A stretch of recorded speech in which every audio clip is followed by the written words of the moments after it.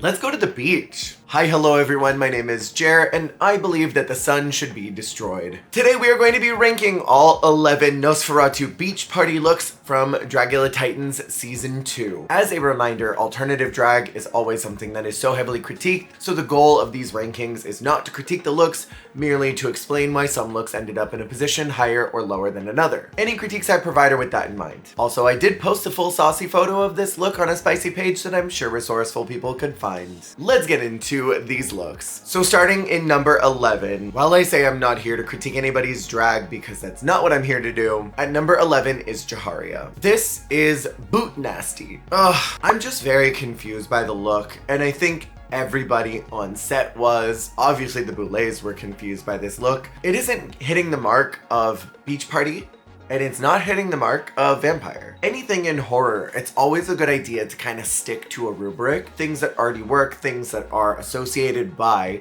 If you're going to branch off, you need to do it in such an interesting way, like what Hoso did with a lot of those briefs on their time on Dragula. Or Gothic. They were not always following the brief, but what they were doing was such a specific point of view that you just got what it was supposed to be, or approximated. With this, I don't get beach party at all, and I don't get vampire. It's also such confusing strategy to decide to go with another Black Widow, or with at least another Dark Spider, when that very first Halloween party look was an elevated Black Widow look that was so immaculately constructed, was high drag, and was the pinnacle of what Jaharia could present. This is such a letdown. I will say the positive of this is the pop of teal underneath all the black, I think is really nice. Hi everybody, I am editing right now, and I apparently was a lot sicker than I realized I was when I recorded this, because I said in number 11 is 6 times.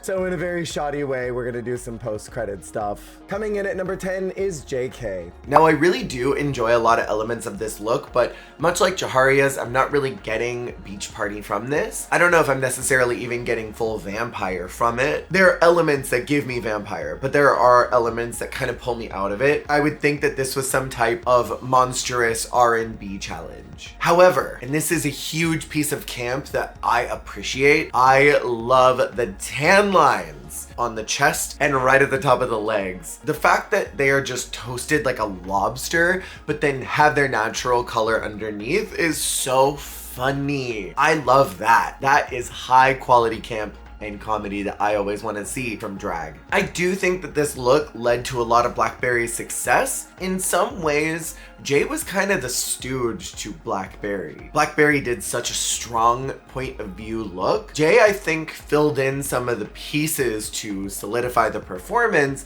but that was to Jay's disadvantage, I fear. Coming in at number 9 is La Zavaleta. This is kind of the point where everything is levels of I like it more than others. I think where Zava kind of falls for me is that it's not really giving beach party. It's very conservative for the beach, yeah? I love the vampire elements. I think the makeup and the hair is really cool. It's definitely giving me what needs to be given. I'm enjoying the shape of this dress, but wearing a dress to the beach, I don't know. Coming in at number 8 is Sigourney Beaver. I'm obsessed with the purple on her, and this is now a second week that she's done purple. I think it looks really good on her skin. I love, love, love that big red hair. I like the props. Those shoes are killer. Look at those shoes. Zoom in on those freaking shoes. Did you get the T on that kunt? Because, mama, that's ferocity right there. It is a little more low concept, which is why it's lower on my list, but it's a strong look regardless. In number 7 is Dahlia Black, who's hitting the marks of both beach party and vampire.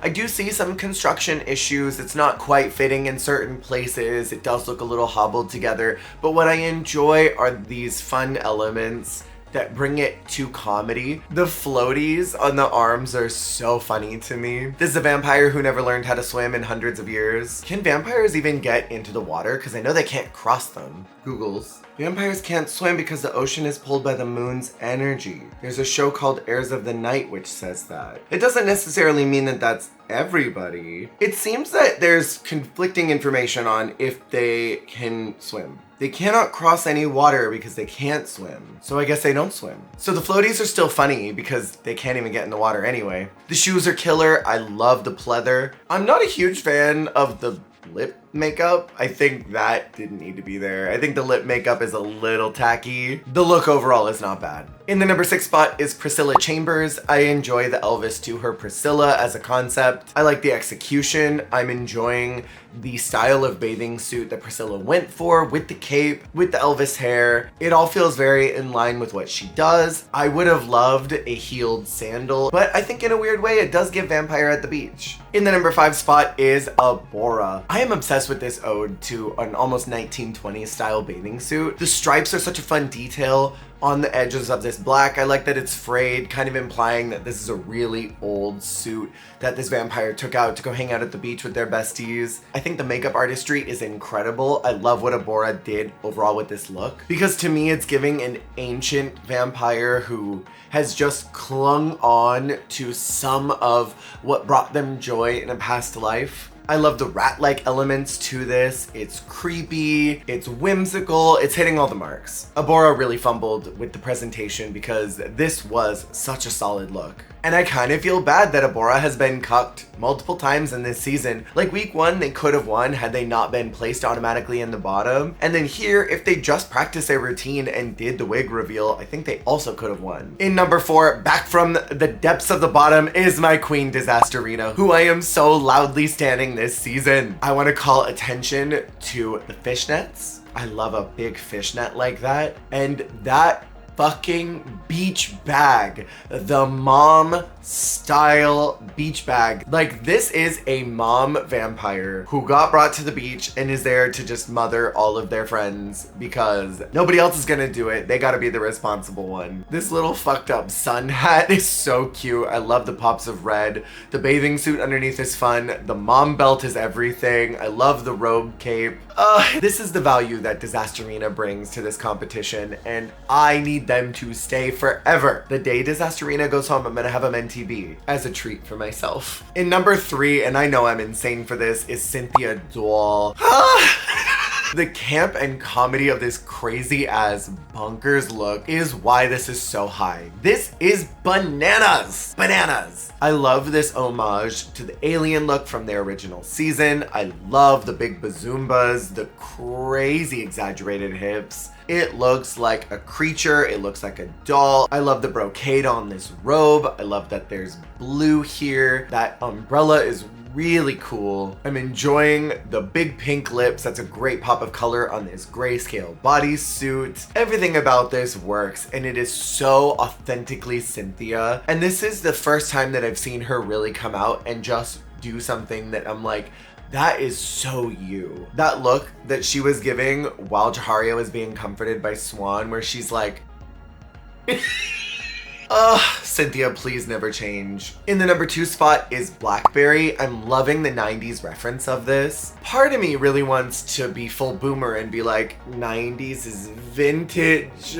I didn't realize I was this old. But really, 90s is quite vintage at this point. I mean, that was how many decades ago? Math? I like that Blackberry went in an unexpected route by going with 90s rather than the typical reference of 60s. I like that we got something unexpected. I love the shape of this. I'm not a huge fan of the nude illusion. That's neither here nor there. I love the hair. I love the little sunglasses that are on the hair. The accessories are what really bring this to the next level. And while it's definitely screaming, bat, I think that's fun. I don't think that drag needs to take itself too seriously. This look is not taking itself seriously. And I think all the marks that it's hitting are check, check, check. And in the number 1 spot for the severe, spectacular levels of is Eva Destruction. This to me is reading Munsters Go to the Beach. This to me is reading Jill Valentine got yassified, turned into a vampire, and is going to the beach. This hair is so Jill Valentine to me. Like, shut up. I'm obsessed with the little sunglasses. I'm obsessed with the makeup. The commitment to the gray is really impressive. And what it looks like is that Eva shaved their body to apply the makeup more. I really commend them for shaving because Eva hasn't shaved their body in a very long time for drag. That was kind of a big plot point in their season, is that they weren't gonna do it anymore. Maybe I'm making that up and having a Mandela effect. I love this bright cherry red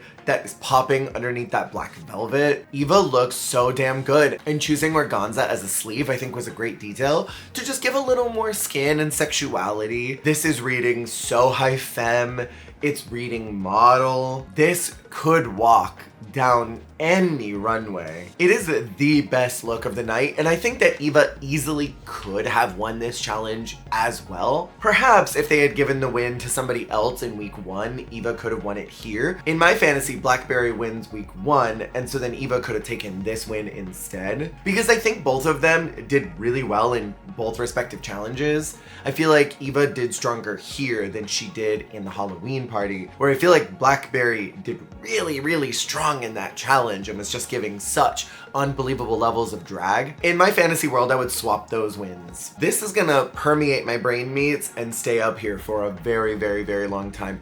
I cannot get over that side profile of Eva's hair just tucked behind that bat ear, and she's just standing there smiling, looking ferociously jaw-dropping, goosebumps, gooning. This is everything. I'm sorry, this is the look. And it's hitting all the marks of beach party, it's hitting all the marks of vampire, and I love the commitment to the makeup. That's really impressive to me. I think the only other person that committed to full body makeup was Abora, because Cynthia did a morph suit, and I think Disasterina also did some type of morph body suit. And Jay did some body makeup, but that was for the effect of camp rather than being a transformative creature piece. Let me know what your favorite looks were from this week in the comments below. If you have the means, feel free to check out my Extravaganza Extra membership, which allows you to watch some of my posted videos a few days earlier. It helps support me, it helps support the channel, and it would really mean a lot to me. Thank you all for watching. I will see y'all on the flip.